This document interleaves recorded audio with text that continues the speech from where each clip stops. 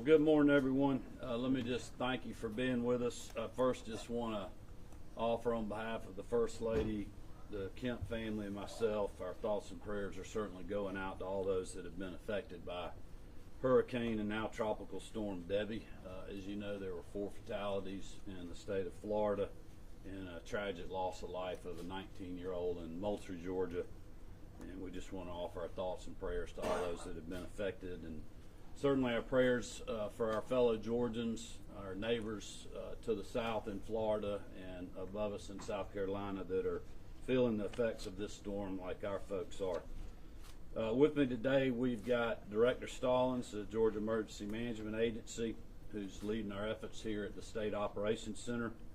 We got the Department of Public Safety, Colonel Hitchens, the Georgia National Guard, General Wilson, Commissioner McMurray in the Department of Transportation, Commissioner Rabin, the Department of Natural Resources, Director Lowermore and the Georgia Forestry Commission, and then I know Commissioner Tyler Harper, our Agriculture Commissioner, General John King, our Insurance Commissioner, and Attorney General Chris Carr have all been working on storm response and helping us with pre-storm activities and are actively on the ground helping our team. So I want to thank them for their support. Also, just want to thank the Federal Emergency Management Agency. I've been trading phone calls with Administrator Criswell, but she reached out just to make sure we had the assets we need. I know Director Stallings has been in touch with her folks, and they are embedded here with us in the Operations Center, and we're grateful for that. I had a call yesterday with Rear Admiral Schofield of the United States Coast Guard discussing our ports and their response to help us with other activities post-storm moving through, so I certainly appreciate that. As you all know, Debby made landfall as a Category 1 hurricane in Florida yesterday and continues to move through our state and into South Carolina, is now a tropical storm. We've had a heavy impact on southeast Georgia with heavy winds and certainly a lot of rainfall. Just to recap what we've done on the state side so far, at my direction, Director Stallings activated this State Operations Center over the weekend to monitor the storm's process and coordinate with all the relative state agencies as well as our local officials down south. We issued a state emergency on Saturday, making state resources available to local governments and organizations within the impacted area. I issued an additional executive order yesterday enabling the Georgia National Guard to deploy up to 2,000 National Guardsmen if needed. Last night I pre-approved positioning of a couple of hundred guardsmen to south and southeast Georgia so that we can move in quickly if needed. Last night we also had a pre-disaster emergency declaration approved by the President for evacuation and shelter only. This does not include storm response funding or other things. It's just to help us with evacuation and shelter. Our assets are continuing to be staged, and our personnel are embedded in local emergency operations centers in the affected areas. We've got the Department of Public Safety, Department of Natural Resources, Forestry Commission folks, Georgia DOT teams ready to deploy and are being deployed right now in affected communities. We continue to coordinate with our utility providers who have been absolutely great partners, Georgia Power and our EMCs, as well as other contractors who are responding as we speak to prepare for and repair power outages. Right now we have roughly 47,000 people without power, but while the storm has left us a little bit of a hole, if you will, in some of the affected areas, there's a lot of work going on right now to get power back on before this storm potentially circles back and dumps a lot more rain on us. So I just want to thank our utility partners. One request that I have for our citizens in the affected areas, I hope you would be patient with us. Do not let this storm lull you to sleep, as a lot of affected areas right now are not experiencing rain and high winds. But both models are showing that rain will come back, potentially in the worst case scenario in a big way. Give us time to clear roads, get power crews in, help with any emergency efforts that we need to do in the local communities that the local communities are doing, and just try to stay off the roads today if you can. The quicker we can get in there and get work done today while the rain is away will be helpful to us. Also, have patience with our first responders and our utility crews. As you know, our last storm, we lost some hard-working Georgians from the Department of Transportation that were responding to storms, and also a lineman. So this is dangerous work for them, and if we can keep the roadways clear, allow them to deal with as less headaches as we can, that would be greatly appreciated. Also, the ground being very saturated, we've seen not only here, but in other parts of our adjoining neighboring states where trees have fallen, hitting vehicles. So if you don't have to be out, just please don't be out. Be weather aware. Be in places in your home that are as protected as you can be from the potential of fallen trees and the kind of devastation that they can bring. We expect the area, 50 to 70 miles from Savannah to continue to be affected by this storm. Places, obviously, Chatham County, Effingham, Scriven, and others that are in that area. The two models that we're watching, and Will Langston's with us, the state meteorologist that can talk to this further if we need to. The two models that we're watching, the best case scenario, we're going to get another 4 to 5 inches of rain on top of what we already had. The worst case scenario, we may have another up to 8 inches of rain. So unfortunately, I don't believe this storm is done with us yet. Even though South Carolina is getting hit harder than we are right now, we know that this is going to come back around, and we'll be prepared for that. But I just want to make sure our citizens understand that this event is not over. And Director Stallings and General Wilson will speak more to what their efforts have been, and then certainly we have the whole team up here that can answer questions. The last thing I'd also like to say is our hard-working farmers and agribusiness folks out there, we have heard from them as well. We know that this weather event is going to affect a lot of the crops that we have in the ground, cotton, peanuts, our pecans, and certainly timber. We're aware of that, and we'll continue to monitor those efforts, as I know Commissioner Harper is doing on the ground right now. So with that, I'm going to turn it over to Director Stallings. He'll go to General Wilson, and then we'll be glad to answer any questions you have. Thank you, Governor, First Lady, for being here with us today. We appreciate your efforts and the quick response. As the Governor mentioned, he signed a state of emergency on Saturday, which allowed us to move a lot of resources. I've spoken with several of you over the last couple of days, and we've talked through some of those resource allocations, but certain things that you don't think about, and we're very proud of the efforts, are just by pre-positioning a lot of those currently around the state. We've got 18 water treatment facilities that are running off of generator. And that doesn't sound like a whole lot of effort, but you can't move those things during storms. And so by the governor signing these things early, that's just one resource allocation that we were able to get out there in advance, so folks have running water, they're able to get wastewater moving, and keep yesterday behind us and moving forward with some recovery efforts already. We have a lot of state resources out ready to respond. So if you have needs, as you ask, as the governor mentioned, stay off the roads so we can get our folks there. I understand it's very interesting. You want to get out there and see what damage actually occurred. You want to go check the roads out, see what trees fell, go check on property. I understand that, but the more we can keep the roads clear so that our emergency responders can get in there, the better off we are. And the last thing I'll say from the State Operations Center is, just because, as the governor mentioned, the center of this storm has created a little bit of downtime for us to get in there, we stand ready and are going to continue to monitor. So we're not going to let this little bit of downtime make us think that we're out of the woods yet. So there's still a lot of water to come. We do have a lot of resources out there, and we are ready to handle whatever's coming. With that, I'll turn it over to Major General Wilson. So thank you.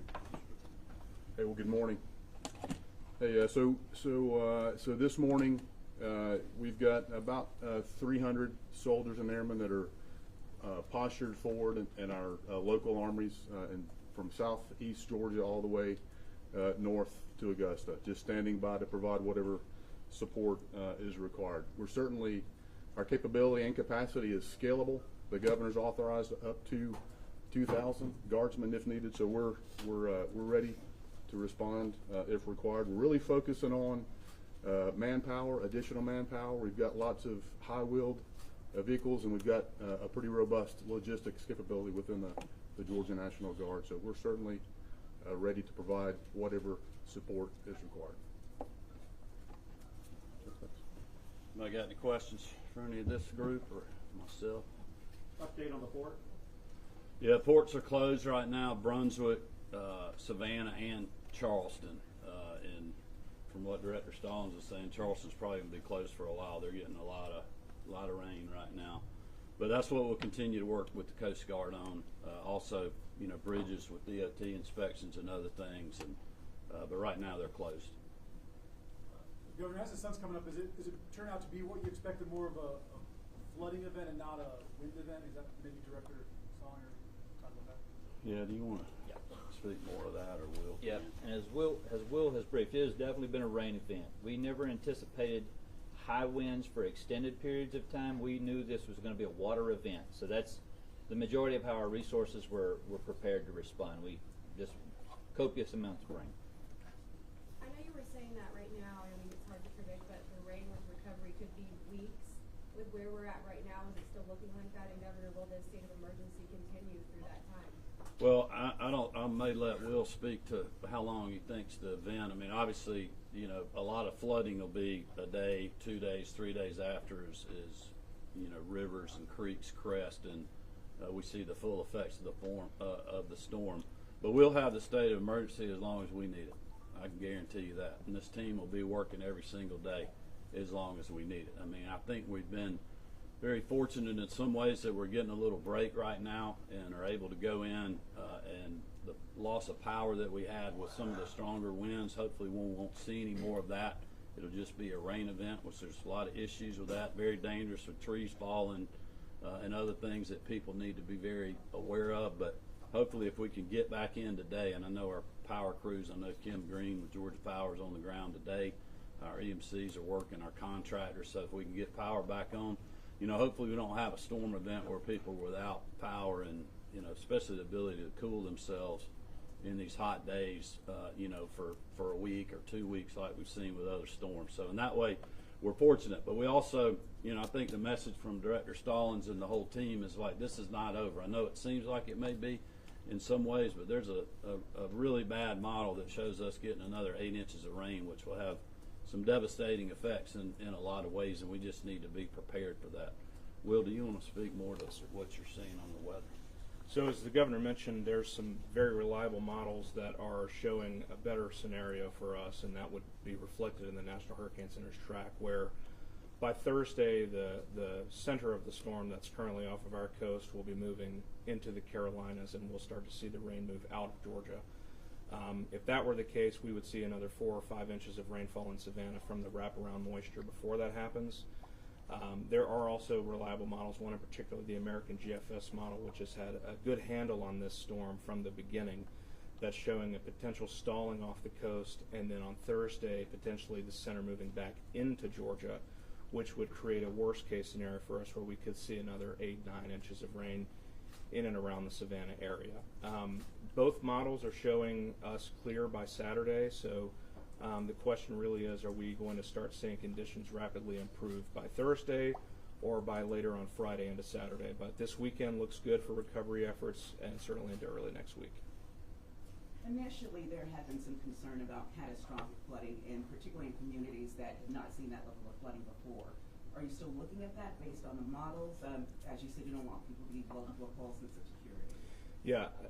To me, it looks like the threat of catastrophic flooding in Georgia is probably much less likely now than we thought it could be a couple days ago. I do think that the catastrophic threat is now shifted more into South Carolina. But, for instance, in Savannah during Hurricane Matthew in 2016, they saw 17 inches of rainfall. That's more in line with what we're thinking for a worst-case scenario. At this point, they're already halfway there. So if we do see that storm track further inland over the next couple of days, we could start to approach that level. So it wouldn't be historic, it wouldn't be catastrophic, but it would certainly be a high-end event. Have there been evacuations, and are you expecting them? Correct. So there have been some medical facilities, nursing homes, senior living facilities on Tybee Island and a couple places that we did have evacuations not ordered, but highly recommended and supported.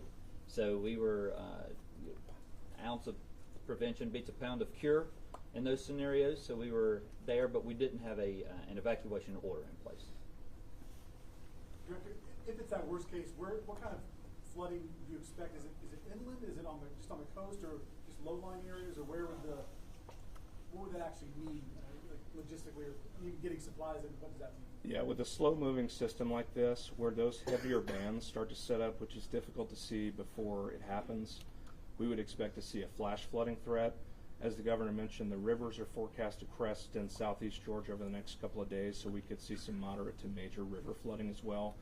And in any urban areas closer to Savannah, you can also get some buildup and some quick rising flooding waters with that.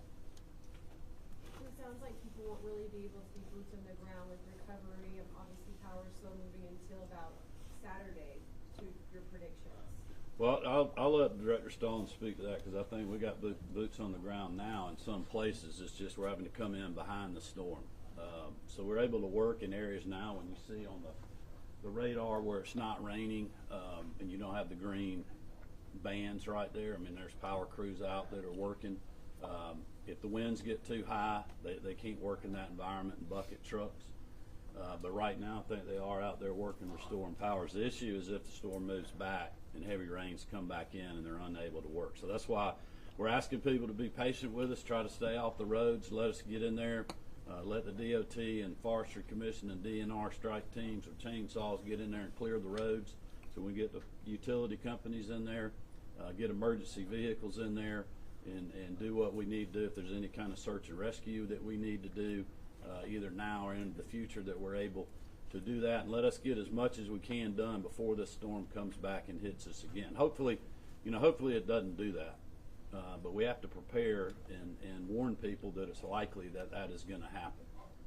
But as long as it's safe to work, we'll have people on the ground doing that work. Governor, you mentioned some of the crops that you're monitoring.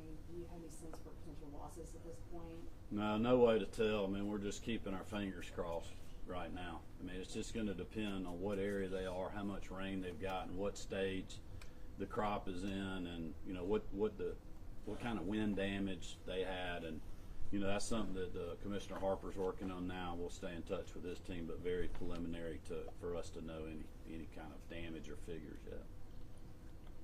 All right. Well, have there been any search and rescue efforts, or anyone needing high water rescue or anything like that? Yeah. Not at this point. Just the one death. Yep. All right. Well, thank you, everybody. We'll keep you updated.